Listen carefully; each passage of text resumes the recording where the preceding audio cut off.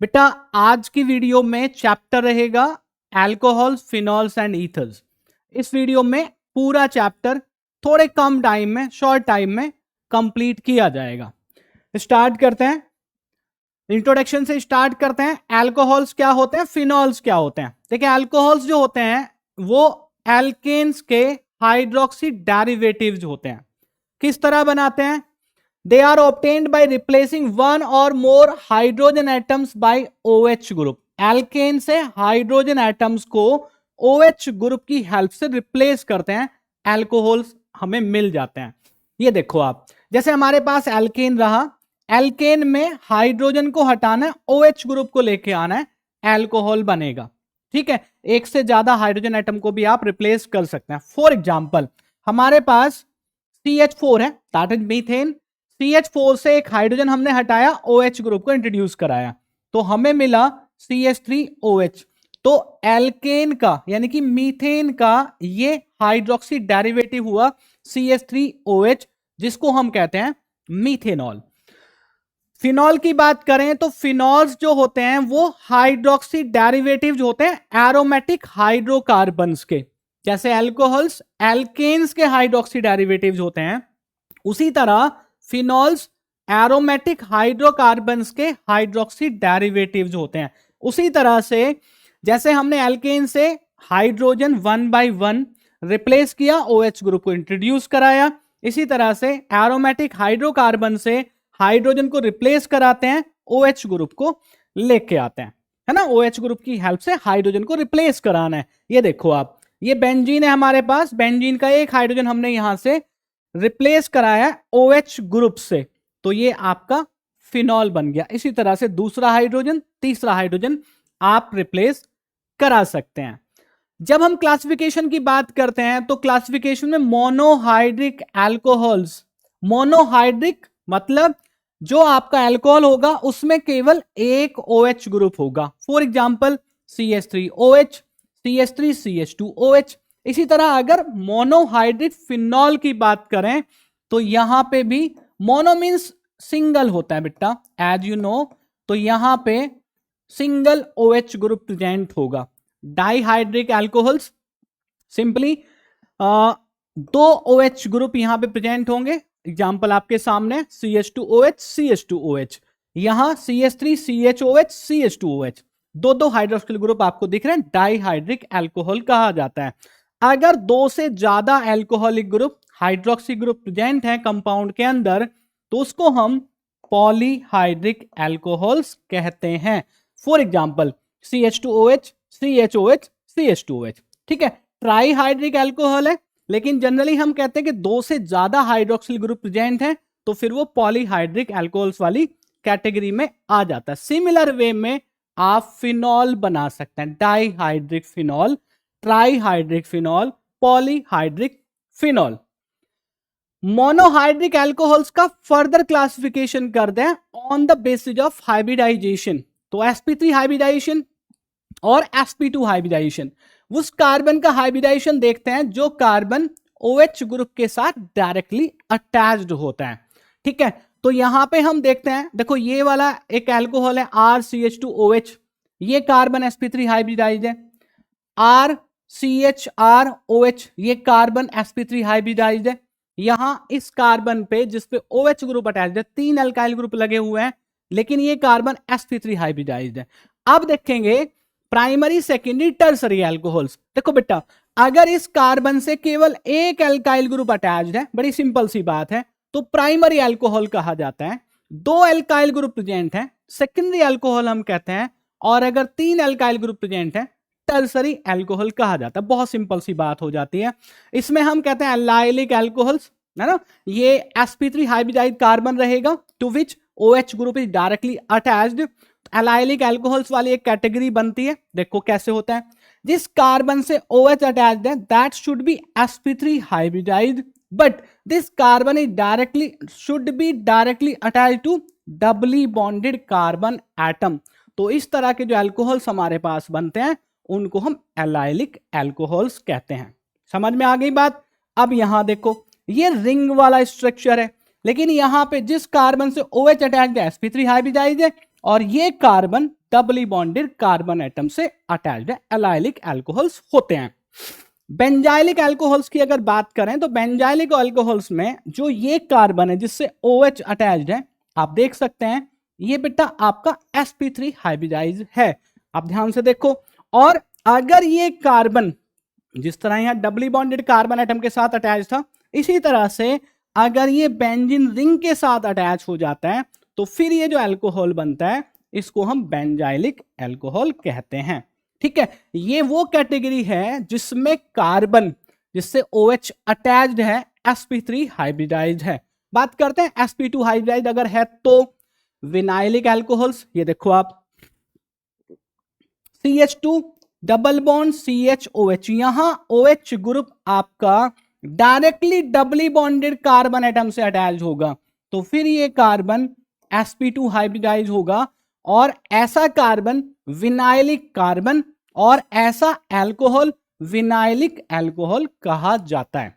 Ring में भी compound मिलते हैं, आप देखो यहां पे, देखो ये जो कार्बन है ये sp2 हाइब्रिडाइज है और ये कार्बन डबली बॉन्डेड कार्बन एटम है जिससे आपका OH ग्रुप डायरेक्टली अटैच्ड है। समझ आ रही है बात? सिंपल सिंपल सी बात है। एराइलिक अल्कोहल्स की बात करें तो बेटा ये फिनॉल हो जाते हैं, यहां आपका OH ग्रुप बेंजीन रिंग से अटैच्ड होगा तो फिनॉल रहेंगे, ये बात हम कर चुके और ये आने भी चाहिए।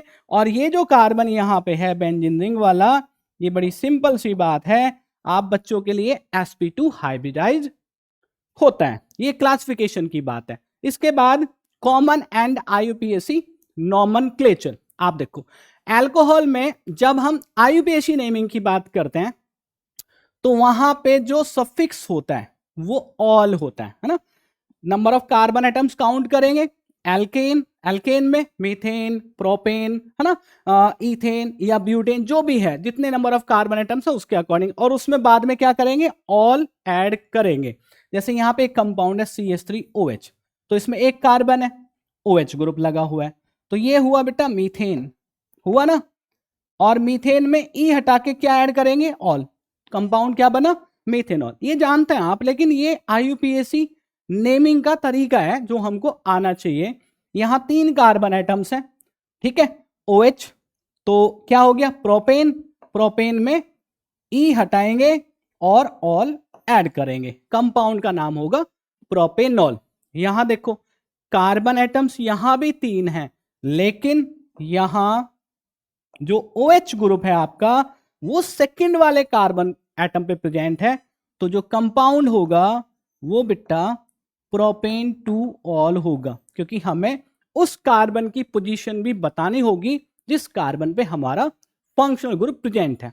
ठीक है, यहां देख लो आप, ये पहले 3 जो कंपाउंड है ये मैंने आपको समझा दिए, बिल्कुल इसी पैटर्न पे। यहां 4 कार्बन आप देखो तो ये ब्यूटेनॉल हो जाएगा। ठीक है, अगर सेकेंडरी कार्बन एटम पे दूसरे कार्बन एटम पे प्रेजेंट है तो ब्यूटेन 2 ऑल हो जाएगा, समझ रहे हो। अगर कॉमन नेम की बात करें इसी तरह से तो देखो CH3OH को मिथाइल अल्कोहल, ठीक है, एल्काइल अल्कोहल, यहां 3 कार्बन एटम है, नॉर्मल प्रोपाइल अल्कोहल, ये हमारी आइसो पोजीशन हो जाती है, आइसोप्रोपाइल अल्कोहल। इस तरह से कॉमन नेमिंग भी हम कर लेते हैं, ये वाले एग्जांपल आप देख सकते हैं। बात करें फिनॉल की तो आप देखो ये फिनॉल है, बेंजीन रिंग पे OH ग्रुप है तो फिनॉल हो जाता है, सिंपल सी बात है। अब इसमें हमने क्या किया, एक कार्बन पे CH3 और इंट्रोड्यूस करा दिया, तो कंपाउंड का नाम क्या होगा, देखो 1 और 2, तो सेकंड कार्बन पे क्या आ गया आपका, मिथाइल आ गया ना, तो 2 मिथाइल फिनॉल, ये देखो आप 2 मिथाइल फिनॉल। और अगर कॉमन नेम की बात करें, क्योंकि जो CH3 ग्रुप है वो ऑर्थो पोजीशन पे प्रेजेंट है, तो इसको हम कहेंगे ऑर्थोक्रिसॉल। देखो ध्यान से, समझ आ गई बात, CH3 मेटा पे है तो मेटाक्रिसॉल। कॉमन नेम की बात कर रहा हूं, पैरा पोजीशन पे है तो पैराक्रिसॉल। ठीक है, और बाकी अगर IUPAC की नेमिंग की बात करें तो बेटा यहां पे 1, 2 और 3, तो 3 मिथाइल फिनॉल हो जाएगा, यहां पे 4 मिथाइल फिनॉल हो जाएगा। देखो 1, 2, 3, 4, फोर्थ पोजीशन पैरा वाली होती है, इसलिए कॉमन नेम में पैरा। और अगर CH3OH ग्रुप प्रेजेंट है आपके बेंजीन रिंग में तो वो क्रिसॉल होता है, तो पैरा क्रिसॉल हो गया। ठीक है, पोजीशन के हिसाब से ऑर्थो आ जाएगा, मेटा आ जाएगा, पैरा आ जाएगा। नेक्स्ट है आपका प्रिपरेशन ऑफ एल्कोहल्स। देखिए पहला मेथड है फ्रॉम एल्कीन्स। एल्कीन्स कौन से, किस तरह से कराएंगे, एल्कीन्स का एसिड कैटलाइज्ड हाइड्रेशन कराएंगे, यानी कि वाटर के साथ रिएक्शन, कैटलिस्ट हमारा यहाँ पे एसिड रहेगा। रिएक्शन किस तरह होती है, देखो ये हमारे पास एल्कीन है बेटा, CH2 double bond CH2, water की रिएक्शन करा रहे हैं, ठीक है, और एसिड यहाँ पे कैटलिस्ट है। तो एल्कीन्स का हाइड्रेशन कराते हैं। हाइड्रेशन जो होता है, यहाँ पे acid as a catalyst present है, तो इसको हम कहते हैं एसिड कैटलाइज्ड हाइड्रेशन। बात समझ में आ गई। वाटर का एडिशन होता है, तो वाटर का addition doubly bonded carbon atom पे होगा। वाटर में H और OH होते हैं, एक कार्बन पे H आ जाता है, दूसरे कार्बन पे OH आ जाता है, आपको क्या मिल जाता है, एल्कोहल मिल जाता है। फ्रॉम एल्कीन टू एल्कोहल, ये मेथड है। अब ये हमारा सिमेट्रिकल एल्कीन है। अगर हम बात करें अनसिमेट्रिकल एल्कीन की, अनसिमेट्रिकल एल्कीन पे वाटर का एडिशन करेंगे और एसिड हमारा कैटलिस्ट यहां पे रहेगा। तो देखो यहां पे दो पॉसिबिलिटी है, OH ग्रुप आपका यहां भी आ सकता है, OH ग्रुप आपका यहां भी आता है, ठीक है। मेजर प्रोडक्ट सेलेक्ट करने के लिए यहां पे मार्कोनिकॉफ रूल हम यूज करते हैं। मार्कोनिकॉफ कहता है, मार्कोनिकॉफ रूल के अकॉर्डिंग जो एडेंडम होता है, एडिंग मॉलिक्यूल होता है, उसका नेगेटिव पार्ट कहां आएगा, जहां पे नंबर ऑफ हाइड्रोजन एटम बेटा कम होते हैं, लेस होते हैं। तो ये देखो आप CH3 CHOH CH3, ये प्रोडक्ट बना, ये प्रोडक्ट आपका मेजर होगा, जबकि ये वाला प्रोडक्ट आपका माइनर होगा, क्योंकि यहां OH ग्रुप वहां गया है जहां number of hydrogen atoms Dabali bonded carbon atom पे ज्यादा है। क्लियर है। तो ये प्रोडक्ट मेजर, ये माइनर। इस तरह से अनसिमेट्रिकल एल्कीन से आप कौन सा एल्कोहल आपका मेजर बनेगा, कौन सा माइनर बनेगा, ये भी सेलेक्ट कर सकते हैं। याद रहेगा मार्कोनिकॉफ रूल, ठीक है। यहां कौन सा रूल यूज करते हैं, मार्कोनिकॉफ रूल यूज करते हैं। उसके बाद एल्कीन से एल्कोहल बनाना है, मेथड है जिसको हम कहते हैं हाइड्रोबोरेशन ऑक्सीडेशन, ठीक है। इसमें क्या करते हैं, जो हमारा अनसिमेट्रिकल एल्कीन है, वैसे सिमेट्रिकल एल्कीन पे भी रिएक्शन करा सकते हैं, लेकिन फिर इस मेथड को यूज करने की जरूरत नहीं है, फिर तो हमारे पास ये मेथड है सिंपल। अब यहां पे यही मेथड हमको चाहिए। क्यों चाहिए, क्यों पढ़ना होता है, क्योंकि देखो मेजर प्रोडक्ट तो इस मेथड से हम बना लेते हैं, ये वाला प्रोडक्ट, लेकिन अगर ये वाला प्रोडक्ट हमको ज्यादा अमाउंट में चाहिए तो फिर ये मेथड हमको यूज करना होगा, जिसको हम कहते हैं हाइड्रोबोरेशन ऑक्सीडेशन। समझो आप, इसमें क्या होता है, जो अनसिमेट्रिकल एल्कीन है उसकी रिएक्शन किसके साथ कराते हैं, डाइबोरेन के साथ कराते हैं, जिसको कहते हैं B2H6। क्या कहते हैं, B2H6। लिखा कैसे है, लिखा ऐसे है ना, BH3 का होल ट्वाइस।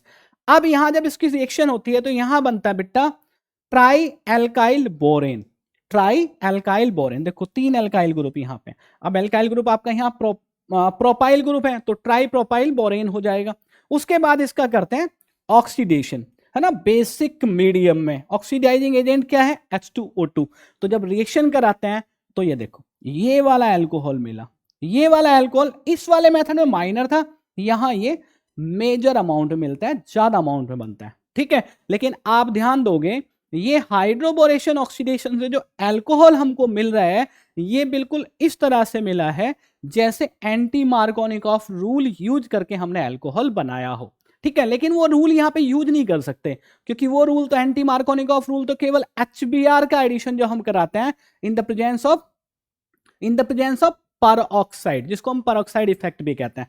बात समझ में आ गई, वो हम यहां यूज नहीं करेंगे, इसलिए यहां एक नई रिएक्शन लेके आए हैं, hydroboration oxidation, reduction of aldehydes and ketones. अब एल्डिहाइड और कीटोन के रिडक्शन से भी हम अल्कोहल बनाते हैं, बड़ी सिंपल सी बात है। तो रिडक्शन अगर कराना है तो रिड्यूसिंग एजेंट हमारे पास बेटा होने चाहिए। अब यहां पे रिड्यूसिंग एजेंट देख लो जिनसे हमने एल्डिहाइड और कीटोन को रिड्यूस करना है। कौन से रिड्यूसिंग एजेंट है, देखो ये हाइड्रोजन है, ये हाइड्रोजन यहां मेटल की प्रेजेंस में, मेटल हमारा कैटलिस्ट रहता है, हाइड्रोजनेशन हम कराते हैं, ठीक है। एक हमारे पास रिड्यूसिंग एजेंट होता है NaBH4 और एक रिड्यूसिंग एजेंट होता है LiAlH4, ठीक है। अब इनका यूज कैसे करते हैं वो मैं आपको बताऊंगा। यहां देखो आप, ये एल्डिहाइड है, एल्डिहाइड की रिएक्शन हाइड्रोजन के साथ इन the presence of catalyst. Catalyst कौन सा रहेगा, या तो पैलेडियम रहेगा, प्लेटिनम रहेगा, निकल रहेगा। हमने यहां पैलेडियम लिया तो आपको क्या मिला, अल्कोहल मिला, ये प्राइमरी अल्कोहल है, ठीक है। ये हमारे पास कीटोन है, कीटोन का रिडक्शन कराना है NaBH4 से करा देंगे, तो ये आपका सेकेंडरी अल्कोहल है। ये आपको मिला प्राइमरी अल्कोहल, ये आपको मिला सेकेंडरी अल्कोहल। ठीक है जी। तो एल्डिहाइड से हमको मिलता है प्राइमरी अल्कोहल और कीटोन से मिलता है हमको सेकेंडरी अल्कोहल। अब जो हमने यहां कीटोन का रिडक्शन दिखाया NaBH4 से, तो कीटोन का रिडक्शन हम इससे भी करा सकते हैं। ठीक है, इस रिड्यूसिंग एजेंट से भी करा सकते हैं। लेकिन यहां ध्यान रहे कि जो लिथियम एल्यूमिनियम हाइड्राइड है ये एक्सपेंसिव रिड्यूसिंग एजेंट है। इसको जहां जरूरत होती है कि भाई इसके बिना अब काम नहीं चलेगा, वहीं यूज करते हैं। जैसे हम यहां पे यूज करते हैं, जब कार्बोक्सिलिक एसिड को हमने रिड्यूस करना होता है तो फिर हम लिथियम एल्यूमिनियम हाइड्राइड जो हमारा रिड्यूसिंग एजेंट है, स्ट्रॉन्ग रिड्यूसिंग एजेंट है, उसको यूज करते हैं। ये हमारे पास कार्बोक्सिलिक एसिड रहा, रिड्यूसिंग एजेंट यूज किए तो हमको मिला यहां पे अल्कोहल। यहां आप ध्यान देना कि एल्डिहाइड और कीटोन के रिडक्शन से आपको टर्सरी अल्कोहल अभी तक नहीं मिला है। ईस्टर का रिडक्शन अगर हमने कराना हो तो ईस्टर के रिडक्शन को सिंपली ये रिड्यूसिंग एजेंट है करा सकते हैं, सोडियम बोरोहाइड्राइड से करा सकते हैं। तो यहां पे ये ईस्टर का रिडक्शन कराया, अल्कोहल हमको मिला। ये देखो आप। ठीक है बेटा। इसके बाद ग्रिग्नार्ड एजेंट की हेल्प से अल्कोहल बनाते हैं। ये रिएक्शन दिखाई हुई है, देखो ध्यान से। ये हमारे पास कीटोन रहा, कीटोन, और ये रहा ग्रिग्नार्ड एजेंट। कीटोन में भी एल्डिहाइड या कीटोन, क्योंकि कार्बोनिल ग्रुप पे यहां पे रिएक्शन हमने दिखाई है। अब देखो जो अल्काइल ग्रुप है वो नेगेटिव चार्ज वाला होता है, MgX Mg पे पॉजिटिव चार्ज होता है। ये देखो अटैक इस तरह होगा बेटा। ठीक है, ये बॉन्ड इस तरफ टूट जाएगा। तो यहां कार्बन पे अल्काइल ग्रुप का अटैक है, कार्बन पे अल्काइल ग्रुप आपका आ गया, और बाकी जो बचा MgX वो O के साथ आ गया आपका। ठीक है, इस तरह से। अब ये जो आपका प्रोडक्ट बना है, ठीक है, ये जो आपका प्रोडक्ट बना है, इसकी रिएक्शन आप किसके साथ कराते हैं? वाटर के साथ कराते हैं। यानी कि जो भी आपका यहां पे एडिशन प्रोडक्ट बनेगा उसका हाइड्रोलिसिस आपको करना है। हाइड्रोलिसिस पे यहां पे आपको क्या मिल जाता है? OH ग्रुप मिल जाता है। इस तरह से अल्कोहल मिल गया। ये तो हुई जनरल रिएक्शन, जब हम ग्रिग्नार्ड एजेंट की रिएक्शन कार्बोनिल ग्रुप पे कराते हैं। अब आप थोड़ी सी बात ध्यान दो यहां पे, अगर हमारे पास देखो मिथेनॉल है, यहां पे हमने इसकी जगह क्या लिया? मिथेनॉल लिया, तो हमें मिलेगा प्राइमरी अल्कोहल। अगर हमने मिथेनॉल के अलावा कोई दूसरा एल्डिहाइड लिया तो फिर मिलेगा हमको सेकेंडरी अल्कोहल। और कीटोन लिया इसके प्लेस पे, ठीक है, कार्बोनिल ग्रुप है, कीटोन में कीटोन से बना रहे हैं, कीटोन की रिएक्शन ग्रिग्नार्ड एजेंट के साथ करा रहे हैं, तो हमको मिलेगा टर्सरी अल्कोहल। यानी कि ग्रिग्नार्ड एजेंट की रिएक्शन जब आप कार्बोनिल ग्रुप यानी कि एल्डिहाइड कीटोन के साथ कराते हैं तो आपको प्राइमरी, सेकेंडरी, टर्सरी तीनों तरह के अल्कोहल्स मिल जाते हैं। रिएक्शन यहाँ पे गिवन है, ये देखो आप। ये formaldehyde that is methanol, reaction हुई, प्राइमरी अल्कोहल मिला। ये एसिटल्डिहाइड है ना, इसके अलावा कोई दूसरा एल्डिहाइड है तो फिर वो सेकेंडरी अल्कोहल देता है। रिएक्शन आप यहां से समझ सकते हैं। ये आपका कीटोन है, कीटोन की रिएक्शन ग्रिग्नार्ड एजेंट के साथ, तो यहां पे आपको मिला टर्सरी अल्कोहल। ये आपका प्राइमरी अल्कोहल, ये आपका सेकेंडरी अल्कोहल, और ये बेटा आपका टर्सरी अल्कोहल। इसके बाद methods of preparation of phenols, 4 method है, ध्यान से देखना। हेलोअरीन्स, हेलोअरीन्स को फिनॉल में कन्वर्ट करते हैं, इस प्रोसेस को हम डॉव्स प्रोसेस कहते हैं। क्लोरोबेंजीन की रिएक्शन एक्वस NaOH के साथ करते हैं, यहां ड्रास्टिक कंडीशन होती है, 623 केल्विन टेम्परेचर, 300 ATM प्रेशर। यहां बनता है सोडियम फिनॉक्साइड, ये सॉल्ट बना, इस सॉल्ट का हमने किया एसिडिक हाइड्रोलिसिस, तो यहां मिला हमको फिनॉल। इसके बाद from diazonium salt, diazonium salt हमारे पास है बेंजीन डायजोनियम क्लोराइड, इसकी रिएक्शन वाटर के साथ करानी है, हल्का सा हीट करना है, फिनॉल आपको मिल जाता है। बड़ी सिंपल सी रिएक्शन है। बेंजीन सल्फोनिक एसिड से अगर आपको फिनॉल चाहिए तो बेंजीन की रिएक्शन ओलियम के साथ कराएंगे, ओलियम मतलब कॉन्सेंट्रेटेड सल्फ्यूरिक एसिड, तो benzene sulphonic acid, benzene sulphonic acid की रिएक्शन सोडियम हाइड्रोक्साइड के साथ, ये सोडियम फिनॉक्साइड सॉल्ट मिला, इसका एसिडिक हाइड्रोलिसिस, फिनॉल बन गया। ठीक है, ये रिएक्शन बहुत इंपॉर्टेंट है क्योंकि ये इंडस्ट्रियल मेथड है फिनॉल की प्रिपरेशन के लिए। आप देखो ये क्यूमीन जो हमारा होता है, ये होता है आइसोप्रोपाइल बेंजीन, बेंजीन पे CH3CH आइसोप्रोपाइल बेंजीन, ऑक्सीजन के साथ रिएक्शन है, ऑक्सीडेशन है ये। ठीक है, ऑक्सीडेशन किया, ये हमारा एक कंपाउंड बना, इसका करेंगे एसिडिक हाइड्रोलिसिस, तो हमको मिलेगा फिनॉल, फिनॉल के साथ एसीटोन एक कंपाउंड। ठीक है बेटा, बात समझ में आ गई? नेक्स्ट है physical properties of alcohols and phenols. सबसे पहले फिजिकल स्टेट, जो लोअर एल्कोहल्स हैं they are colourless volatile liquids with a characteristic smell. As the size of the alcohol increases, it becomes less volatile, more viscous and can be an oily liquid or a waxy solid. Phenols के बारे में बात करें तो जो simple phenols are इधर colourless liquids और colourless crystalline solids having low melting points. Their color usually darken due to oxidation of by air and light. तो ये ऑक्सीडेशन हमको प्रिवेंट करना होता है, ठीक है, ये फिजिकल स्टेट की बात है। इसके बाद melting points and boiling points, alcohols and phenol, देखो ये इंपॉर्टेंट पार्ट है जो फिजिकल प्रॉपर्टीज है एल्कोहल्स फिनॉल्स की। Alcohols and phenols have higher boiling points compared to hydrocarbons of similar molecular masses because the hydroxyl group, ये note करने वाला point है, because the hydroxyl group allows for the strong intermolecular hydrogen bonding, ठीक है। Alcohols और phenols में, alcohols में ज्यादा एक्सटेंसिव होती हैं, यहां क्या होता है हाइड्रोजन बॉन्डिंग होती है, जिनकी वजह से इनके जो बॉइलिंग पॉइंट हैं वो हायर होते हैं। In alcohols, the boiling point increases with the number of carbon atoms and decreases with branching. ये सिंपल सी बात है, जब भी नंबर ऑफ कार्बन एटम यानी कि सिंपल स्टेट चेन जब इंक्रीज होती है, number of carbon atoms state chain में इंक्रीज होते हैं, तो वहां पे बेटा बॉइलिंग पॉइंट ना इंक्रीज होते हैं, और अगर ब्रांच में number of carbon atoms increase होते हैं तो फिर बॉइलिंग पॉइंट डिक्रीज हो जाते हैं। अब ये हाइड्रोजन बॉन्डिंग है, ये एक अल्कोहल का मॉलिक्यूल है, ये दूसरा, ये नेक्स्ट, ये नेक्स्ट, तो इस हाइड्रोजन बॉन्डिंग की वजह से जो अल्कोहल्स होते हैं या फिनॉल्स होते हैं उनके बॉइलिंग पॉइंट हायर होते हैं, ठीक है। आगे देखो, it is interesting to note that boiling points of alcohols and phenols are higher, ध्यान से देखना, in comparison to other classes of compounds, namely hydrocarbon, hydrocarbon से ज्यादा होते हैं, ईथर से ज्यादा होते हैं, हेलो एल्केन से ज्यादा होते हैं, हेलो अरीन से ज्यादा होते हैं, of comparable molecular masses. For example, ethanol and propane have comparable molecular masses but there boiling point differ widely. क्यों? क्योंकि यहां पे देखो, यहां पे इथेनॉल में हाइड्रोजन बॉन्डिंग होती है, प्रोपेन में हाइड्रोजन बॉन्डिंग नहीं होती। द बॉइलिंग पॉइंट ऑफ मिथॉक्सीमीथेन, ये ईथर है आपका, is intermediate of the two boiling points. तो यहां पे जो आपका ईथर है, यहां पे जो इंटरमॉलिक्यूलर फोर्स ऑफ अट्रैक्शन उतने स्ट्रांग तो होते नहीं, हाइड्रोजन बॉन्डिंग तो वहां प्रेजेंट नहीं है, लेकिन इससे ज्यादा होते हैं। तो बॉइलिंग पॉइंट का जो ऑर्डर रहेगा वो सबसे ज्यादा अल्कोहल रहेंगे, फिर आपका ईथर आता है और फिर आपका आता है हाइड्रोकार्बन। सेम मॉलिक्यूलर मास यहाँ पे होना चाहिए क्योंकि मॉलिक्यूलर मास भी अफेक्ट करता है आपके बॉइलिंग पॉइंट को। सॉल्युबिलिटी की बात करें तो जो अल्कोहल्स हैं they are highly soluble in water. इसका रीजन क्या है?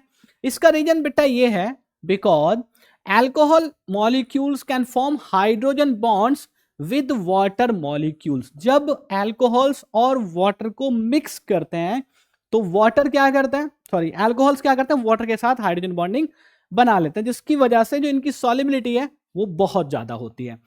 Solubility of alcohols in water decreases with the increase in molecular mass of alcohols. क्यों?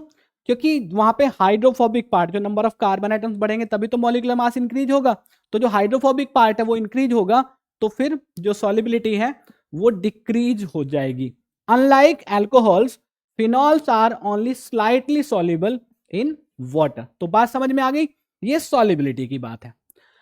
इसके बाद बात करते हैं केमिकल प्रॉपर्टीज ऑफ अल्कोहल्स की। इसमें डिहाइड्रेशन ऑफ अल्कोहल्स, ये इंपॉर्टेंट रिएक्शन है बेटा, ध्यान से देखना। डिहाइड्रेशन का मतलब रिमूवल ऑफ वाटर मॉलिक्यूल। ये वाटर मॉलिक्यूल देखो बाहर आ गया, ये हमारे पास अल्कोहल है, कॉन्सेंट्रेटेड सल्फ्यूरिक एसिड के साथ रिएक्शन कराते हैं 443 केल्विन टेम्परेचर पे। ये टेम्परेचर आप ध्यान रखेंगे, ठीक है। यहाँ पे होता है डिहाइड्रेशन। डिहाइड्रेशन का मतलब है ये OH मॉलिक्यूल और यहां से हाइड्रोजन, तो दो कार्बन एटम जो ये हैं इनके बीच में क्या आ जाएगा, डबल बॉन्ड आ जाएगा, एल्कीन बनेंगे।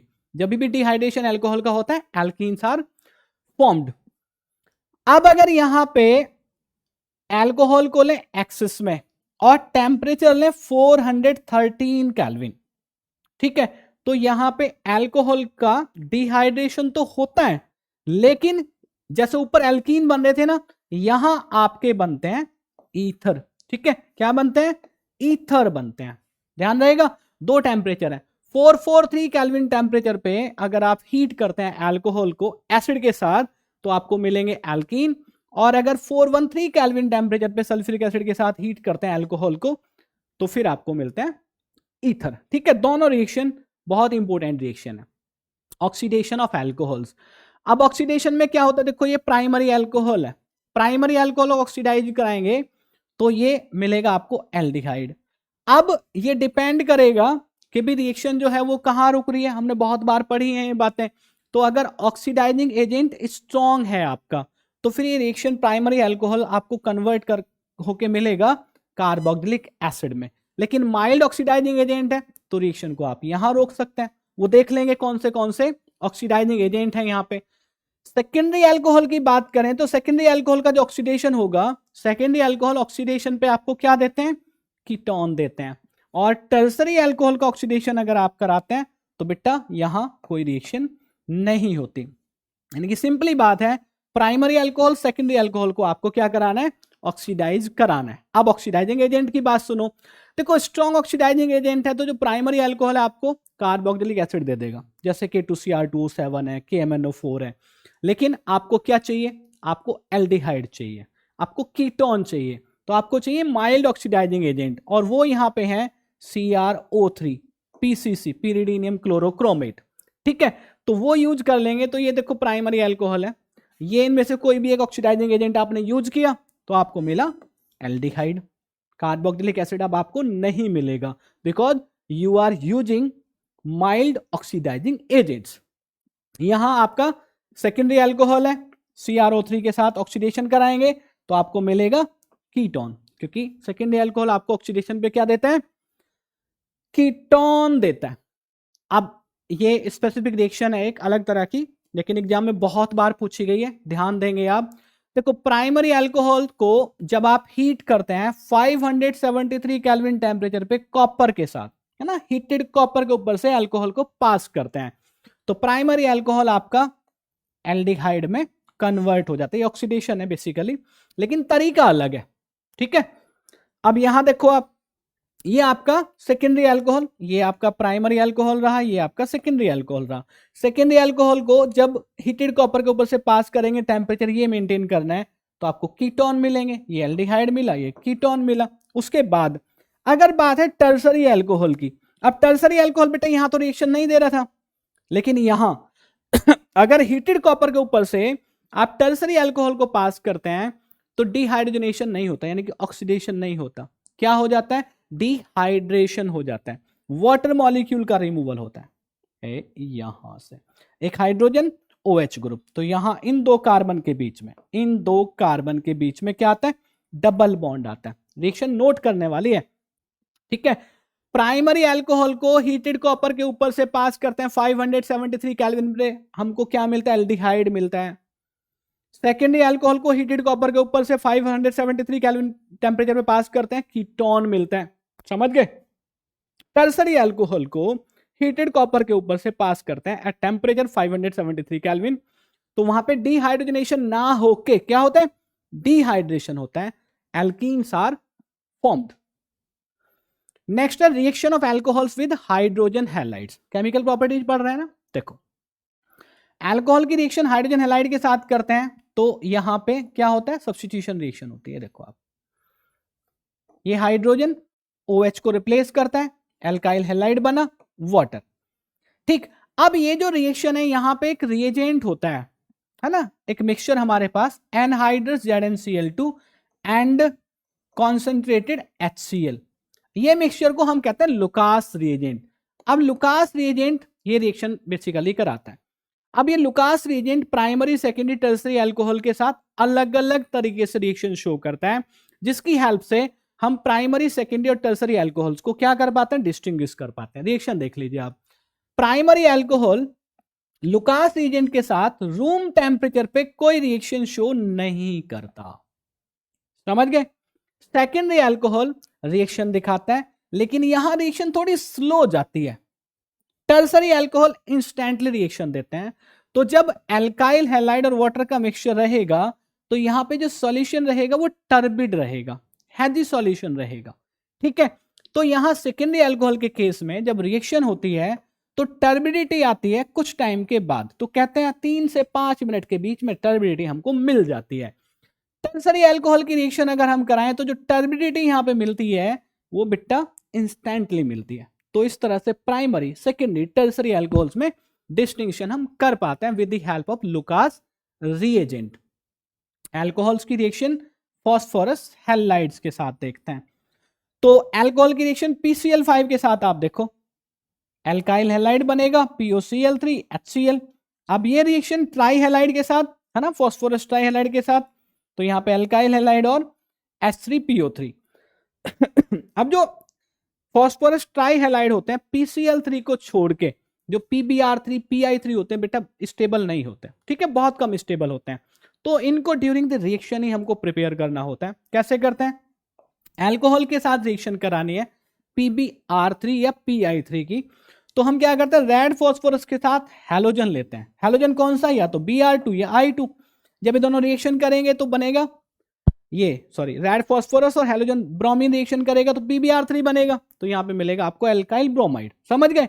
और अगर यहाँ पे रेड फास्फोरस और I2 लिया आपने तो फिर आपको मिलेगा एल्काइल आयोडाइड। इस तरह से आप अल्कोहल की रिएक्शन फास्फोरस हैलाइड के साथ दिखा देते हैं। एक रिएक्शन है एस्टरिफिकेशन। अल्कोहल की रिएक्शन कार्बोक्सिलिक एसिड के साथ दिखाते हैं, एसिटिक एनहाइड्राइड के साथ कराते हैं, एसिटाइल हैलाइड या क्लोराइड के साथ कराते हैं, तो हमें ईस्टर मिल जाता है। रिएक्शन कैसे होती है देखो, ये अल्कोहल है, तीनों रिएक्शन में ध्यान से देखना आप, ठीक है जी, ये अल्कोहल रहा इन रिएक्शन में। तो यहाँ पे जो रिएक्शन कार्बोक्सिलिक एसिड के साथ है वो मिनरल एसिड की प्रेजेंस में है, देखो ईस्टर बन गया। यहाँ एसिटिक एनहाइड्राइड के साथ है मिनरल एसिड की प्रेजेंस में, ईस्टर बन गया। यहाँ एसिटाइल हैलाइड है, क्लोराइड है, क्योंकि यहाँ स्ट्रॉन्ग एसिड बन रहा है इसलिए यहाँ रिएक्शन किसके साथ करा रहे हैं, पीरिडीन की प्रेजेंस में, बेस है पीरिडीन की प्रेजेंस में रिएक्शन होती है, तो बेटा ये आपका ईस्टर बनता है। ये जो रिएक्शन है क्योंकि ईस्टर फॉर्म होता है, एस्टरिफिकेशन हम इसको कहते हैं।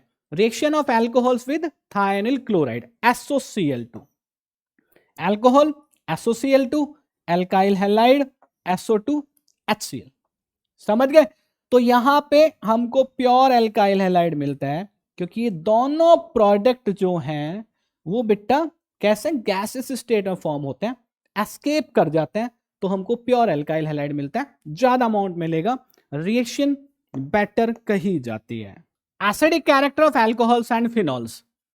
देखो एसिडिक कैरेक्टर देखना हो तो कुछ रिएक्शंस है, स्पेसिफिक रिएक्शंस कंपाउंड को शो करने चाहिए। जैसे कुछ रिएक्शन हम यहाँ पे देखेंगे, अल्कोहल की रिएक्शन सोडियम मेटल के साथ करा के देखते हैं, एल्यूमिनियम मेटल के साथ करा के देखते हैं। यहाँ सोडियम मेटल लिया हुआ हमने, अल्कोहल की रिएक्शन सोडियम मेटल के साथ कराते हैं, हाइड्रोजन गैस लिबरेट होती है ना, तो हम कह सकते हैं कि भी अल्कोहल आपका may be an acidic compound. Phenol की रिएक्शन सोडियम मेटल के साथ कराते हैं, हाइड्रोजन गैस लिबरेट होती है, फिनॉल भी आपका एसिडिक कंपाउंड हो सकता है। अब अगर ये वाली रिएक्शन देखें सोडियम हाइड्रोक्साइड के साथ, ठीक है ना, किसी एल्कली के साथ, तो फिनॉल ये रिएक्शन शो करता है, अल्कोहल ये वाली रिएक्शन नहीं दिखाता। तो फिनॉल सोडियम हाइड्रोक्साइड की रिएक्शन ये एसिड बेस की रिएक्शन है, सॉल्ट बनेगा, वाटर बनेगा, अल्कोहल की ऐसी कोई रिएक्शन नहीं देखी जाती। ये कहा जाता है कि जो अल्कोहल है या फिनॉल है वो आपके ब्रॉन्स्टेड एसिड है। कैसे? देखो बेस के साथ जब एसिड अगर ब्रॉन्स्टेड एसिड है तो क्या करेगा, हाइड्रोजन आयन लिबरेट करेगा, तो ये हाइड्रोजन आयन इस बेस के साथ चला जाता है, ये बचेगा आपका एल्कोक्साइड आयन। तो कह सकते हैं कि जो आपका अल्कोहल है या फिनॉल है वो ब्रॉन्स्टेड एसिड है on the basis of this reaction. हम इन रिएक्शन के बेसिस पे हम कह सकते हैं जो हमारा फिनॉल और अल्कोहल है वो दोनों एसिडिक कंपाउंड है। अब अल्कोहल जो हमारे पास होते हैं वो होते हैं बेटा प्राइमरी, सेकेंडरी और टर्सरी। तो प्राइमरी, सेकेंडरी, टर्सरी में अगर हम यहाँ पे ऑर्डर देखें एसिडिक कैरेक्टर का तो ये ऑर्डर है, प्राइमरी अल्कोहल सबसे ज्यादा एसिडिक होते हैं, फिर सेकेंडरी होते हैं और फिर टर्सरी होते हैं। और इसका जो रीजन है वो रीजन बेटा इसका कौन सा है, इसका जो रीजन है वो ये है कि यहाँ पे जो एल्काइल ग्रुप है प्लस आई इफेक्ट शो करता है, यहाँ 2 एल्काइल ग्रुप है, ये प्लस आई इफेक्ट शो करेंगे, यहाँ ज्यादा हो गया और उसकी वजह से जो ऑक्सीजन हाइड्रोजन बॉन्ड है ना, ऑक्सीजन की जो इलेक्ट्रोनेगेटिविटी है वो क्या हो जाएगी, कम हो जाएगी। इसकी वजह से हाइड्रोजन को देने की जो टेंडेंसी है वो डिक्रीज हो जाएगी। जो ऑर्डर है एसिडिक कैरेक्टर का वो ये बन जाता है। उसके बाद देखो, जो हमारा अल्कोहल है वो एसिडिक हमने प्रूव कर दिया, लेकिन जब हम रिएक्शंस इसकी देखते हैं तो वाटर हमारा, सॉरी, अल्कोहल हमारा वाटर से वीक एसिड मिलता है। वो इस रिएक्शन के बेसिस पे हम यहां पे शो कर सकते हैं। कैसे? ये वाटर है हमारा, ये हमारा एल्कोक्साइड आयन रहा जो कि बेसिक कैरेक्टर शो करता है। जो वाटर है हमारा वो यहाँ पे एसिड होगा। अब ये बेस क्या करता है, इससे वाटर से एक हाइड्रोजन आयन यहाँ पे ले लेता है। जब हाइड्रोजन आयन लेगा तो यहां बनेगा देखो अल्कोहल, और यहां बनेगा OH माइनस आयन। ठीक है, और ये रिएक्शन इसी डायरेक्शन में जाती है। ध्यान से देखो मेरे हाथ को, ये रिएक्शन इसी डायरेक्शन में जाती है। इसका मतलब है कि रिएक्शन ये वाली फेवरेबल है, ये फेवरेबल नहीं है। तो जो अल्कोहल यहां प्रेजेंट है एज कॉन्जुगेट एसिड, ये इस वाटर से वीकर एसिड होगा। ठीक है, अगर ये स्ट्रॉन्गर एसिड होता तो फिर रिएक्शन ऐसे जाती। समझ गए आप? उसके बाद हम बात करते हैं अल्कोहल और फिनॉल में एसिडिक कैरेक्टर किसका ज्यादा है, यानी कि दोनों के बीच कंपैरिजन। अब देखो आप, अल्कोहल जब एसिडिक कैरेक्टर शो करते हैं तो रिएक्शन इस तरह से देंगे। ठीक है जी, इस तरह से देंगे। जो फिनॉल है वो रिएक्शन इस तरह से देगा, या फिनॉक्साइड आयन बनेगा, हाइड्रोजन आयन बनेगा, एल्कोक्साइड आयन, हाइड्रोजन आयन। अब यहां जो दो आयन बने हैं, ये एल्कोक्साइड आयन, ये फिनॉक्साइड आयन। अब इन दो आयन में से जो ज्यादा स्टेबल होगा, ठीक है ना, तो वो जिस कंपाउंड से बना है वो ज्यादा एसिडिक होगा। तो फिनॉक्साइड आयन एल्कोक्साइड आयन से ज्यादा स्टेबल होता है।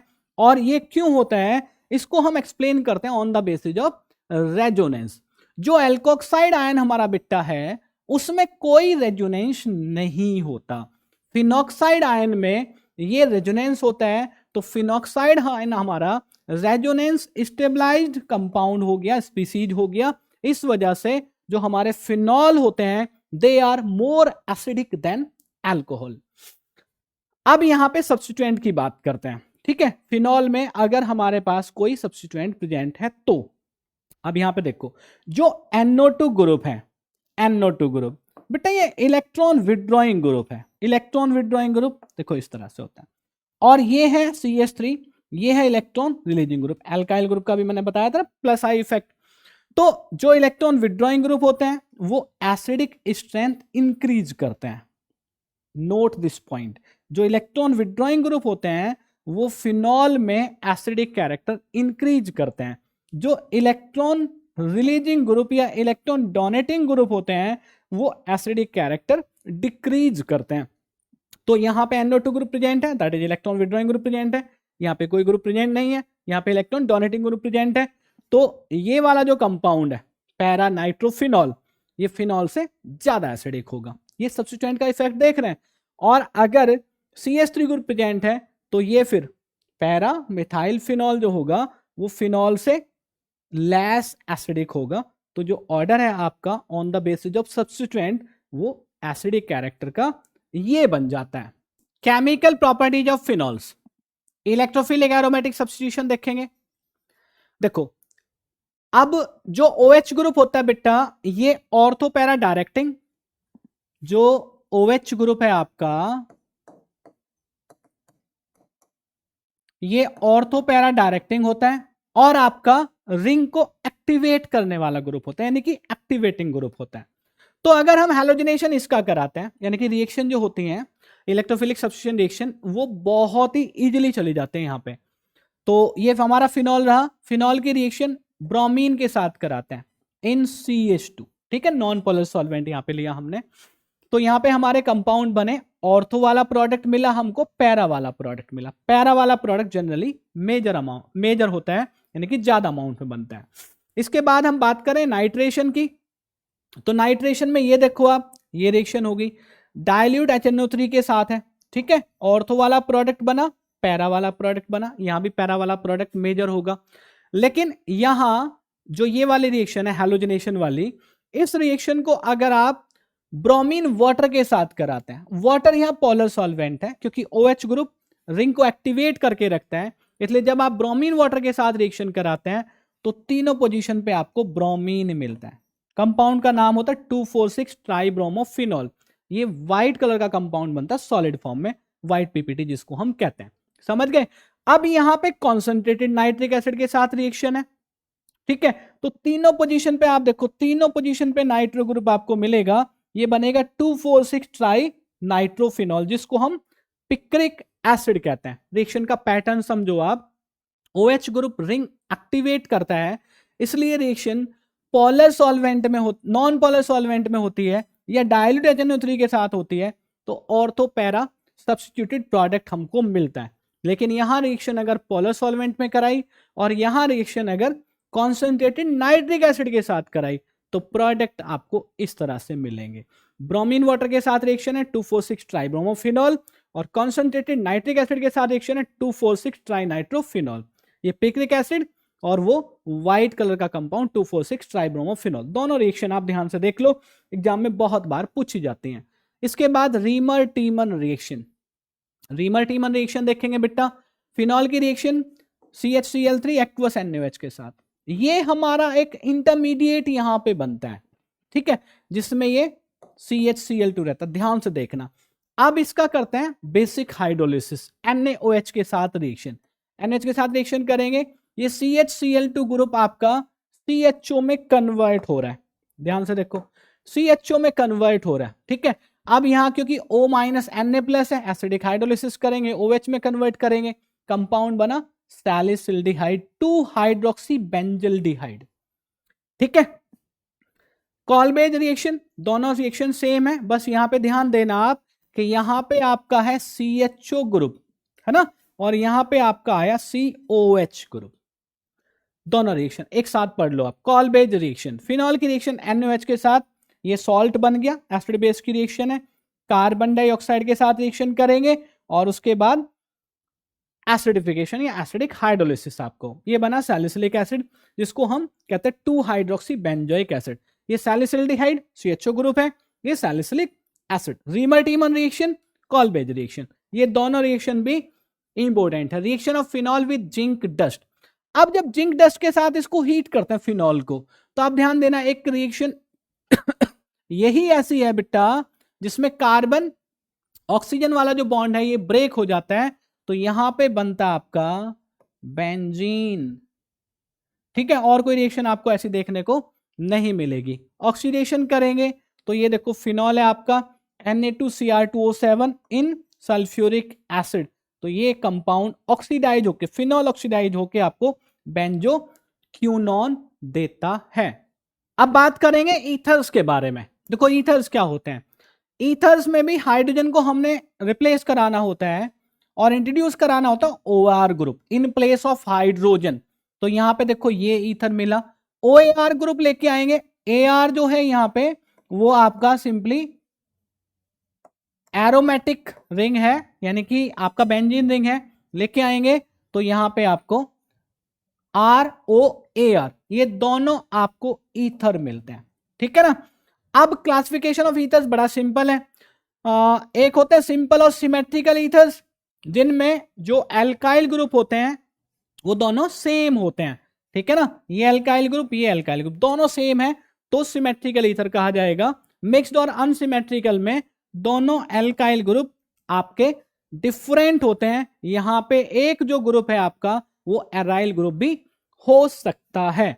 नेमिंग की बात करें, नॉमेनक्लेचर की बात करें तो बेटा देखो ये हमारे पास एक कंपाउंड है CH3OCH3, इसके लिए IUPAC नेमिंग है मिथॉक्सी मीथेन। अब देखो एक जो आपका पोर्शन है ये वाला, ये तो हो जाएगा एल्कोक्सी, जो रिमेनिंग पोर्शन है उसमें आप देखो कि आपके कार्बन एटम कितने हैं, वो जितने कार्बन एटम होंगे वो हो जाएगा आपका एल्केन, तो जनरल क्या बनेगा एल्कोक्सी एल्केन, ठीक है। तो यहां बना मिथॉक्सी मीथेन। अब अगर यहां देखेंगे हम तो ये वाला पोर्शन तो आप लेंगे एल्कोक्सी में, ये लेंगे एल्केन में, लॉन्गेस्ट चेन सेलेक्ट करनी होती है, बड़ी सिंपल सी बात है ये, तो ये होगा मिथॉक्सी इथेन। ये क्या होगा, ये होगा मिथॉक्सी, कितने कार्बन है 3, तो क्या होगा मिथॉक्सी प्रोपेन, इस तरह से। और अगर हम कॉमन नेम की बात करें तो कॉमन नेम में बेटा दोनों ग्रुप आप देख लो, दोनों मिथाइल है, डाई मिथाइल ईथर। इसमें क्या है, मिथाइल इथाइल, इथाइल पहले आएगा, अल्फाबेटिकल ऑर्डर में अरेंज कर देते हैं, इथाइल मिथाइल ईथर, ये क्या होगा, मिथाइल प्रोपाइल ईथर। ये देखो आप CH3O CH3 di methyl ether, methoxy methane, C2H5O C2H5 di ethyl ether या इथॉक्सी ईथेन। इस तरह से इनकी नेमिंग चलती है। ये IUPAC नेमिंग या कॉमन नेमिंग की बात है, बड़ी इजी सी बात है। इसके बाद है preparation of ethers bye dehydration of alcohols. ये रिएक्शन हमने पहले भी पढ़ी है एल्कोहल्स वाले केस में। तो यहां पे आपका एल्कोहल रहा, एल्कोहल की रिएक्शन कॉन्सेंट्रेटेड सल्फ्यूरिक एसिड के साथ आप कराते हैं। बेसिकली आप एल्कोहल को कॉन्सेंट्रेटेड सल्फ्यूरिक एसिड के साथ हीट करते हैं एट 413 केल्विन टेम्परेचर। तो यहां पे आपका बनता है ईथर। ये देखो 443 केल्विन टेम्परेचर पे अगर आप हीट करते हैं तो फिर क्या बनता है, एल्कीन बनता है। तो ईथर प्रिपरेशन की बात है, तो यहाँ पे ईथर बना के दिखा दिया।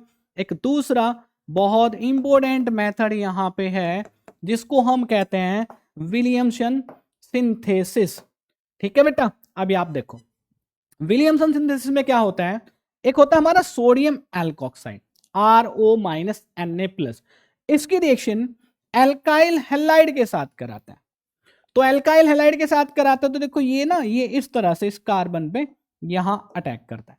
तो ये Na+ और ये X-, ये तो बना लेते हैं NaX, और जो बचा पोर्शन R-OR ये बना आपका ईथर। ये विलियमसन सिंथेसिस है। अब ये जो मेथड है ये अच्छा क्यों है, क्योंकि इससे आप सिमेट्रिकल अनसिमेट्रिकल जिस तरह का भी ईथर चाहे उस तरह का ईथर आप प्रिपेयर कर सकते हैं। अब आप देखो यहां पे ये आपके पास एक रिएक्शन है, इसमें आपने सोडियम एल्कोक्साइड लिया। अब जो एल्कोक्साइड में एल्काइल ग्रुप है ये बेटा टर्सरी एल्काइल ग्रुप है, ये देखो आप, ठीक है, और ये है CH3Cl। ये इस तरह से आपको ईथर दे देगा। रिएक्शन कैसे हुई, रिएक्शन ऐसे हुई। तो आप देख रहे होगे ये SN2 रिएक्शन है ना, SN2 मैकेनिज्म के थ्रू आपको प्रोडक्ट मिल रहा है।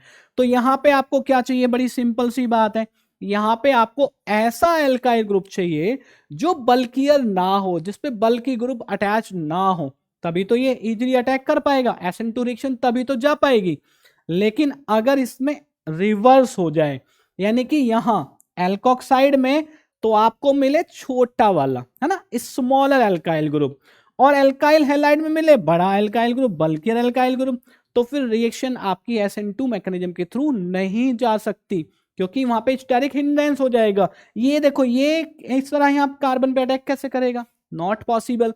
तो फिर आपकी यहाँ पे कौन सी रिएक्शन हो जाती है, एलिमिनेशन रिएक्शन हो जाती है। ठीक है, ये आपका जो एल्कोक्साइड आयन है बेस की तरह बिहेव करता है और हाइड्रोजन आयन को निकाल के ले जाता है, तो यहाँ पे एल्कीन फॉर्म होंगे। ये विलियमसन सिंथेसिस का बहुत इंपॉर्टेंट पार्ट है जो आपको ध्यान रखना है कि आपको एल्काइल पार्ट कौन सा वाला स्मॉलर वो किस में रखना है, एल्काइल हैलाइड में रखना है। अगर आपको बड़ा वाला एल्काइल ग्रुप चाहिए है ना, बिगर एल्काइल ग्रुप चाहिए और वो आपको ईथर में चाहिए, तो फिर बेटा वो आपको सोडियम एल्कोक्साइड वाले पार्ट में रखना होगा। ठीक है जी। Physical properties of ethers, boiling point देखते हैं। The boiling points of ethers are much lower than those of isomeric alcohols. This is due to the absence of intermolecular hydrogen bonding in ethers. ठीक है, ये बात हम पहले भी कर चुके हैं, जो ईथर्स हैं उनमें उतनी ज्यादा बढ़िया हाइड्रोजन बॉन्डिंग नहीं होती, एल्कोहल्स में ज्यादा इंटेंसिव हाइड्रोजन बॉन्डिंग होती है। तो हाइड्रोजन बॉन्डिंग ज्यादा बढ़िया होने की वजह से जो एल्कोहल्स के बॉइलिंग पॉइंट्स हैं वो हायर होते हैं, ईथर्स के लोअर होते हैं। ठीक है, दिस इज रीजन देख लो, this is due to the absence of intermolecular hydrogen bonding in ethers. Ether में हाइड्रोजन बॉन्डिंग नहीं होती। सॉल्युबिलिटी की बात करें तो डाइमिथाइल ईथर है, dimethyl ether is miscible in water. क्यों, because its small size allows sufficient hydrogen bonding with water molecules similar to its isomeric alcohol. ठीक है, तो जो ये ईथर है आपका, ये जो वाटर है ना उसके साथ हाइड्रोजन बॉन्डिंग बना लेता है, इसलिए जो आपके ईथर होते हैं छोटे वाले, बड़े हो जाएंगे तो फिर वहां पे वो हाइड्रोफोबिक वाला जो कॉन्सेप्ट है वो आ जाएगा। ठीक है, उतनी ज्यादा सॉल्युबिलिटी नहीं रहेगी। तो जो स्मॉलर आपके ईथर हैं वो वाटर में मिसिबल होते हैं। केमिकल प्रॉपर्टीज ऑफ ईथर्स में reaction with hydrogen halide, ether की रिएक्शन हाइड्रोजन हैलाइड के साथ देखते हैं। देखो ये आपका ईथर है बेटा, हाइड्रोजन हैलाइड के साथ रिएक्शन है। तो देखो आप ये क्या करता है, यहां से एक एल्काइल ग्रुप वाला जो बॉन्ड है ऑक्सीजन के साथ वो ब्रेक होता है, हैलोजन उसको रिप्लेस करता है। ठीक है, तो कैसे बना, देखो आर एक्स, ये आर और ये एक्स और ये एच चला गया आर ओ के साथ, तो एक बना आपका एल्काइल हैलाइड और दूसरा बना आपका एल्कोहल। ये होता है हाइड्रोजन हैलाइड अगर आपका एक्सेस में है तो ये फर्दर इस एल्कोहल के साथ भी रिएक्शन कर लेता है। सिंपल बात है, अब एल्कोहल के साथ जब हाइड्रोजन हैलाइड रिएक्शन करता है तो क्या बनेगा, एल्काइल हैलाइड एंड वाटर। ये तो हुई सिंपल रिएक्शन। अगर हम यहां पे बात करें जो हमारा एल्काइल एराइल ईथर है तो इसमें क्या होगा, हाइड्रोजन हैलाइड की रिएक्शन। अब देखो इसमें भी कार्बन ऑक्सीजन के बीच जो बॉन्ड है वो दो हैं, एक तो बेटा ये वाला है, ठीक है, ये टूटता नहीं है, तो कौन सा टूटता है, ये वाला बॉन्ड टूटता है, ये ब्रेक होता है। ये ब्रेक होता है तो हैलोजन किसके साथ जाएगा, इसके साथ। ये हो गया आपका एल्काइल हैलाइड और ये बना आपका फिनॉल। अब ये फिनॉल फर्दर रिएक्शन, जैसे यहां पे इस अल्कोहल ने फर्दर रिएक्शन दिया ना, फिनॉल फर्दर रिएक्शन नहीं देगा। क्यों, क्योंकि यहां पे होता है समवॉट डबल बॉन्ड कैरेक्टर। समझ गए। अब बात करेंगे अनसिमेट्रिकल ईथर्स की। अनसिमेट्रिकल ईथर हाइड्रोजन हैलाइड के साथ रिएक्शन करेंगे तो आप देखो एक बनेगा एल्काइल हैलाइड और दूसरा बनेगा एल्कोहल। अब ये देखते हैं कौन सा एल्काइल हैलाइड यानी कि एल्काइल ग्रुप इनमें से कौन सा हैलोजन के साथ जाएगा, कौन सा एल्कोहल बनाएगा। तो ये हमारे पास एक अनसिमेट्रिकल ईथर है, ध्यान से देखना आप रिएक्शन, ठीक है बेटा। तो यहां पे हाइड्रोजन आयोडाइड के साथ रिएक्शन है। हाइड्रोजन आयोडाइड के साथ रिएक्शन इसलिए है क्योंकि इनमें जब हम रिएक्टिविटी ऑर्डर देखते हैं ना, हाइड्रोजन आयोडीन के बीच जो बॉन्ड है वो थोड़ा सा बड़ा होता है ना, तो इजीली ब्रेक हो जाता है। तो हाइड्रोजन आयोडाइड सबसे बढ़िया रिएक्शन देता है। रिएक्टिविटी ऑर्डर ये आता है on the basis of bond length of hydrogen halide. समझ गए। अब देखो आप यहां पे है आयोडाइड आयन आई माइनस। अब ये क्या रिएक्शन देता है, ये एसिन2 मैकेनिज्म के थ्रू रिएक्शन देता है। ध्यान से समझ लो आप, एसिन2 मैकेनिज्म के थ्रू रिएक्शन देता है। किस पे अटैक करेगा इजिली, इस कार्बन पे कि इस कार्बन पे, क्योंकि यहां पे CH3 लगा हुआ है इस कार्बन पे, तो इजिली तो अटैक जो करेगा वो इस पे करेगा, तो बॉन्ड बेटा ऐसे टूट जाएगा। क्या मिलेगा आपको, methyl iodide CH3 CH2OH। Further reaction होगी। देखो अगर एक स्टेप दिखाना है ना, HI बहुत ज्यादा अमाउंट में नहीं है तो आपको इस तरह प्रोडक्ट बना के दिखाना पड़ेगा। लेकिन अगर HI एक्सेस में है, ज्यादा अमाउंट में है, दोनों प्रोडक्ट आपको बना के दिखाने हैं, तो फर्दर ये वाला जो अल्कोहल है अब तो आयोडाइड आयन की मजबूरी है कि इस कार्बन पे अटैक करे। ठीक है, ये वाला बॉन्ड टूट जाए तो CH3 CH2I यहां प्रोडक्ट आपका बन जाएगा। अब यहां देखो प्राइमरी सेकेंडरी तक बात ये वाला कॉन्सेप्ट यहां पे चलता है, ध्यान से समझो आप। लेकिन अगर एक एल्काइल ग्रुप हमारा प्राइमरी या मिथाइल है और दूसरा वाला टर्सरी है तो फिर SN2 मैकेनिज्म के थ्रू रिएक्शन नहीं जाती, तो कौन सा प्रोसेस हो जाएगा यहां पे, तो प्रोसेस हो जाएगा SN1 मैकेनिज्म के थ्रू। कैसे, यहां जो बनेगा वो कार्बोकेटाइन बनेगा। अब कार्बोकेटाइन बनेगा तो ये टर्सरी कार्बोकेटाइन बेटा स्टेबल होता है, तो आयोडाइड आयन जो रहेगा वो टर्सरी कार्बोकेटाइन के साथ जुड़ेगा। समझ गए ना, तो मैकेनिज्म चेंज हो जाती है, मैकेनिज्म चेंज हो जाते हैं। यहाँ SN2 मैकेनिज्म के थ्रू रिएक्शन जाती है, यहाँ SN1 मैकेनिज्म के थ्रू जाती है रिएक्शन। इलेक्ट्रोफिलिक एरोमेटिक सब्स्टिट्यूशन की बात करें तो बेटा जो एल्कोक्सी ग्रुप होता है ये ऑर्थोपैरा डायरेक्टिंग और रिंग एक्टिवेटिंग ग्रुप होता है। ये देखो ऑर्थोपैरा डायरेक्टिंग है और इलेक्ट्रॉन डोनेटिंग ग्रुप है, तो रिंग को एक्टिवेट करने वाला होगा। तो रिएक्शन की बात करेंगे हैलोजनेशन की। हैलोजनेशन में आप देखो Br2 रिएक्शन, Br2 की रिएक्शन CH3COH में, CH3COH एज ए सॉल्वेंट हमने यहाँ पे यूज किया। ऑर्थो पोजीशन पे और पैरा पोजीशन पे ब्रोमीन इंट्रोड्यूस हो जाता है।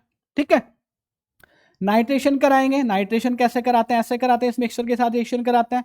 ऑर्थो पोजीशन पे पैरा पोजीशन पे आपका NO2 ग्रुप आ गया, सिंपल सी रिएक्शन है।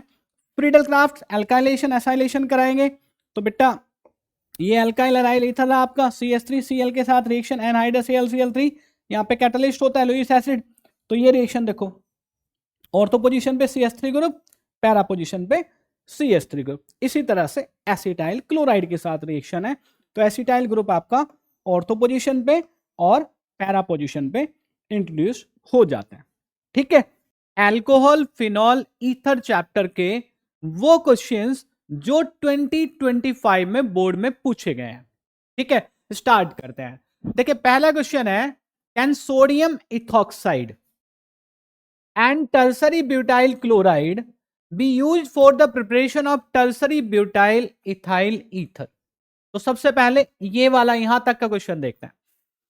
ये हमारे पास सोडियम इथॉक्साइड है और ये है टर्सरी ब्यूटाइल क्लोराइड।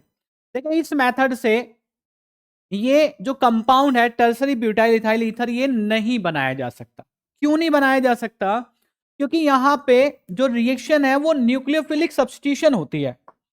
अब रिएक्शन न्यूक्लियोफिलिक सब्स्टिट्यूशन होगी तो यहां पे ये कंपाउंड इस पे अटैक करना चाहिए, लेकिन यहां बल्कि ग्रुप होने की वजह से ये जो कंपाउंड है यानी कि एल्कोक्साइड आयन है ये अटैक नहीं कर पाता। न्यूक्लियोफिलिक सब्स्टिट्यूशन रिएक्शन ना होके एलिमिनेशन रिएक्शन हो जाती है और एलिमिनेशन रिएक्शन होने के बाद आपको जो कंपाउंड मिलता है वो एल्कीन मिलता है। लेकिन आपको चाहिए क्या? Tertiary butyl ethyl ether. तो उसने कहा है कि आप justify your answer by suggesting the appropriate starting material required for the preparation of tertiary butyl ethyl ether. ठीक है, तो कैसे करेंगे? यहां पे जो एल्काइल पार्ट है, जो सोडियम एल्कोक्साइड होता है हमारा, उसमें जो एल्काइल पार्ट है वो हमने बड़ा लेना होता है। यानी कि जहां पे बल्कि ग्रुप प्रेजेंट है वो एल्काइल पार्ट आप इसमें ले लो, और जो स्मॉलर एल्काइल पार्ट है वो एल्काइल हैलाइड में लेना होता है। इस तरह से टर्सरी ब्यूटाइल इथाइल ईथर बनाना है तो इस तरह से रिएक्शन आप कराएंगे, तो फिर जो कंपाउंड बनेगा आपका वो आपका टर्सरी ब्यूटाइल इथाइल ईथर ही बनेगा इस रिएक्शन से। ठीक है बेटा, ये रिएक्शन इस तरह से हो जाते हैं। न्यूक्लियोफिलिक सब्स्टिट्यूशन रिएक्शन यहां पे होती है। ठीक है, विलियमसन सिंथेसिस है ये, इंपॉर्टेंट मेथड है। बात समझ में आ गई? इसमें आगे कहा कि give the IUPAC name of above mentioned ether. जो ईथर आपने प्रिपेयर किया है इस ईथर का आईयूपीएसी नेम आपको बताना है। तो कैसे बताएंगे आप?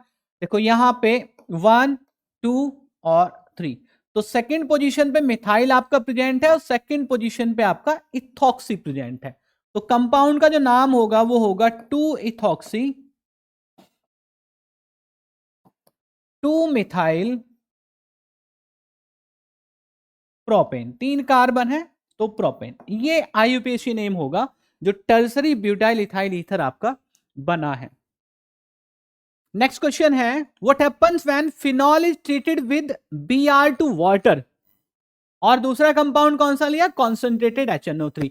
यानी कि फिनॉल की रिएक्शन आपको ब्रोमीन वाटर के साथ दिखानी है, फिनॉल की रिएक्शन कॉन्सेंट्रेटेड नाइट्रिक एसिड के साथ दिखानी है।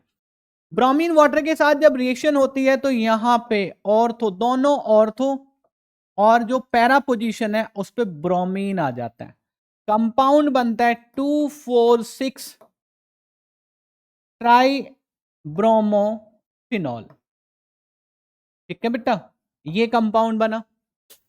यहां कॉन्सेंट्रेटेड नाइट्रिक एसिड के साथ फिनॉल की रिएक्शन कराते हैं तो तीनों पोजीशन पे नाइट्रो ग्रुप इंट्रोड्यूस हो जाता है।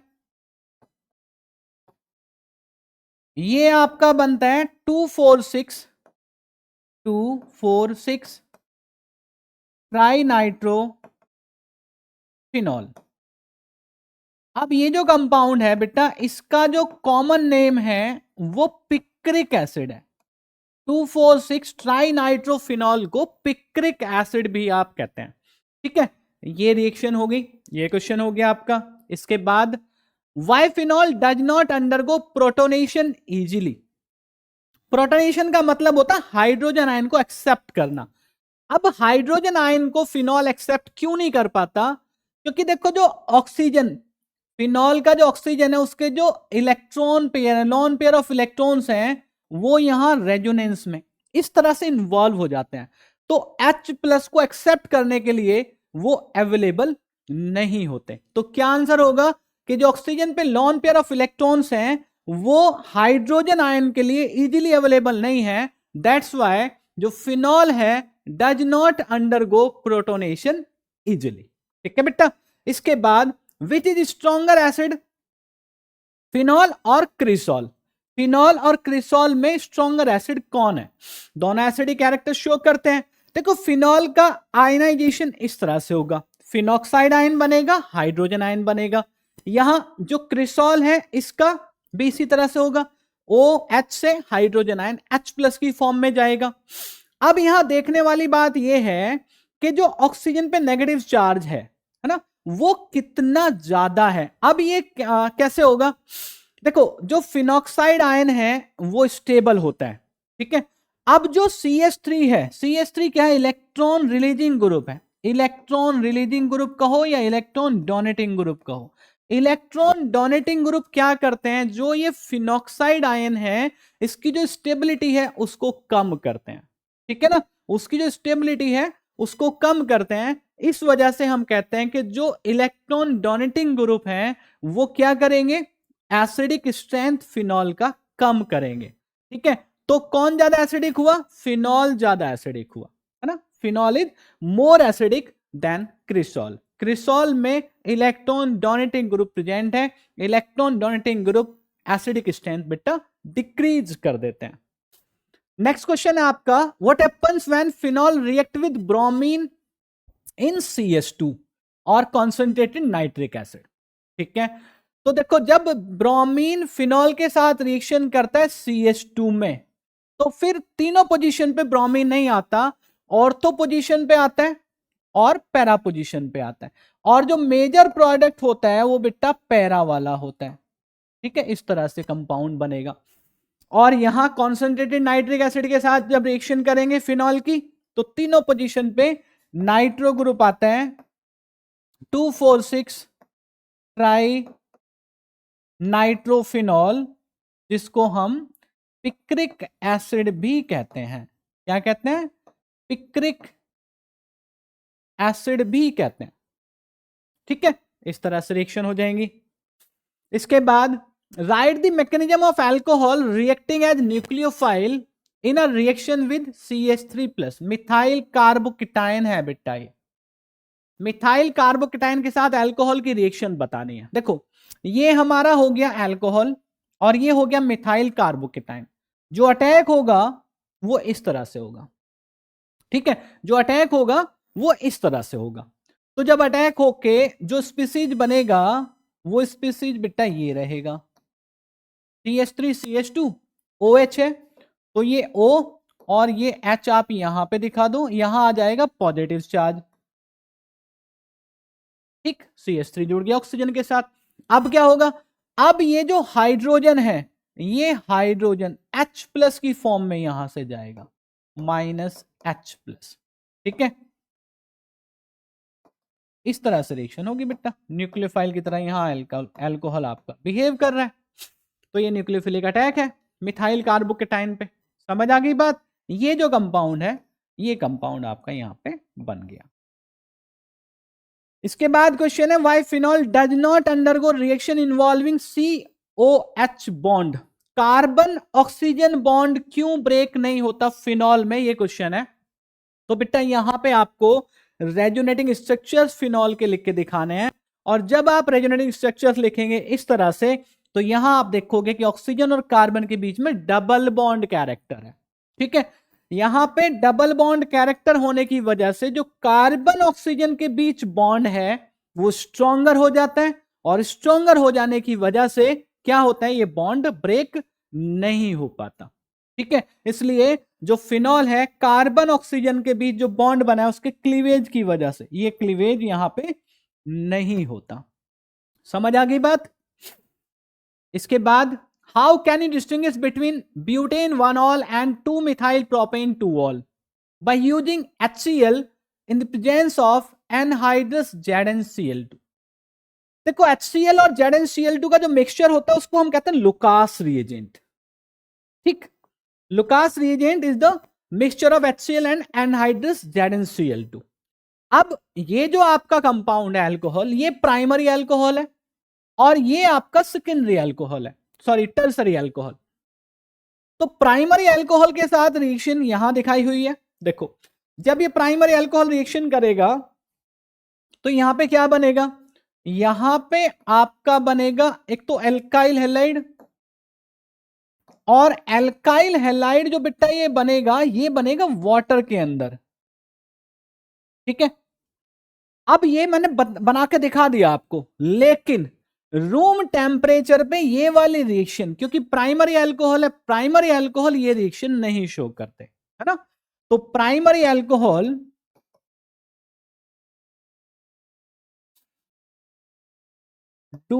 does not show